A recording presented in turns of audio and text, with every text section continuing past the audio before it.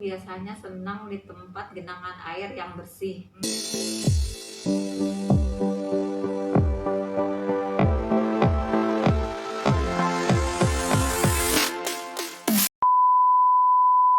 Bismillahirrahmanirrahim. Assalamualaikum warahmatullahi wabarakatuh.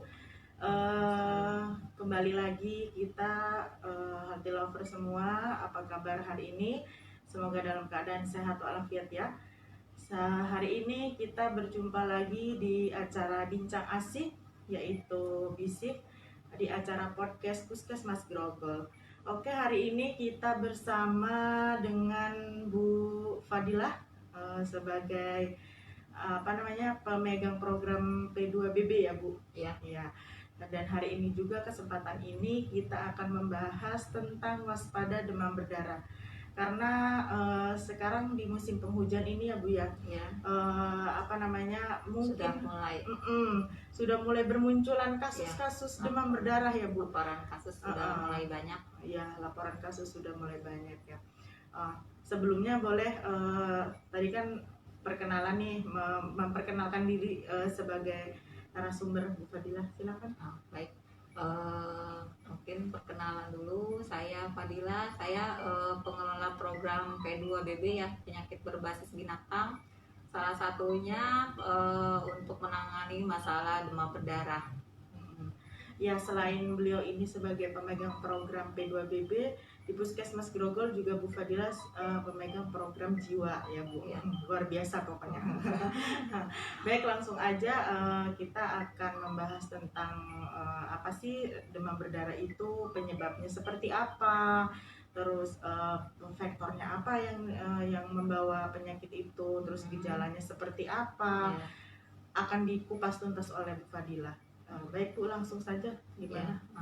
Mungkin sebenarnya masyarakat sudah pada tahu semua ya tentang demam berdarah.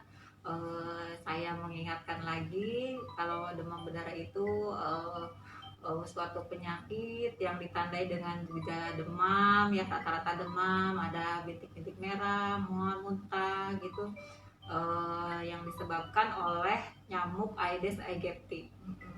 Jadi gitu. Pembawa faktornya adalah nyamuk. Ya. Ya. Terus selain itu biasanya faktor nyamuk itu ada di mana aja Bu nih? Karena sekarang kan musim penghujan. Iya. Biasanya tanda-tandanya di mana agar semua masyarakat tahu sarang atau tempat biasa berkembang biak nyamuk itu, demam berdarah itu di mana? Iya. Kalau nyamuk demam berdarah itu biasanya senang di tempat genangan air yang bersih. Misalkan di tempat di kamar mandi, di tempat penampungan air, di ban bekas ya, misalkan dia digeletak di luar atau ada hujan, dia menggenang di situ. Nah, senang di situ, di pot-pot bunga. Nah, sekarang kan rata-rata ya ibu-ibu pada seneng ya, mungkin bapak-bapak juga ya pada seneng nanam bunga tuh. Di bawahnya biasanya di pot itu ada yang pakai tatakan ya. Nah, di situ biasanya air ada yang menggenang. Pas kita periksa ternyata di situ banyak sekali jentik-jentik nyamuk. Dispenser itu kan biasanya ada yang tempat untuk nampung airnya tuh di sekitar di bawah keran dispenser itu ada tempat nampung air sedikit sih biasanya. Cuma di situ kalau kita tidak dibersihkan ya, biasanya di situ jentik nyamuk banyak. Ibu-ibu mungkin nggak menyangka ya di situ bakal ada nyamuk yang bertelur, tapi kenyataannya kita banyak temuin. Bisa di luar itu di sampah, di sampah yang ada plastik ya, sampah plastik di air hujan, misalkan ada ember-ember bekas gitu, ada pokoknya semua yang memungkinkan air menggenang. Pohon-pohon pun bisa, pohon-pohon yang dari batok tuh, tempat sarang burung itu ada tempat minumnya kan, biasanya di situ juga bisa. Intinya sih tempat-tempat yang posisinya bisa menampung air, nah itu bisa dijadikan bisa menjadi tempat berkembang biaknya telur dari nyamuk Aedes aegypti.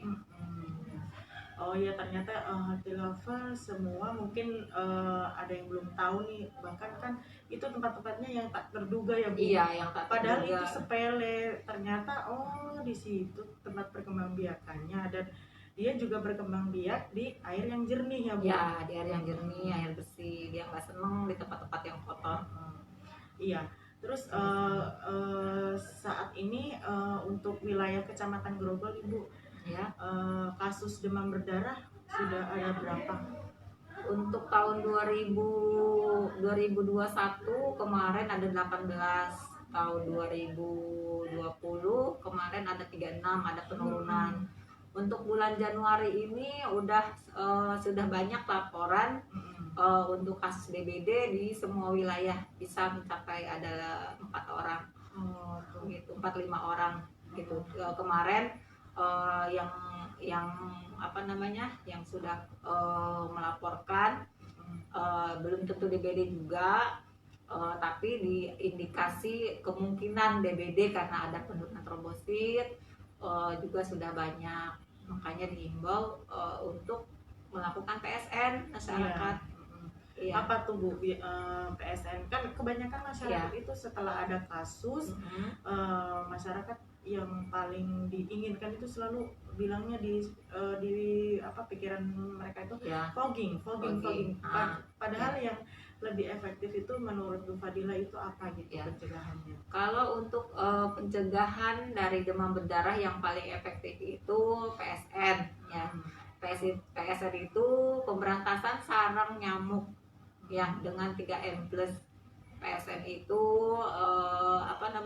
ya tadi tempat-tempat yang penampungan air gitu, bak-bak, kamar mandi di luar gitu, semua yang memungkinkan air menggenang dari ban bekas, dari tempat sampah yang ada airnya, apapun itu yang memungkinkan air menggenang dibersihkan, dikuras.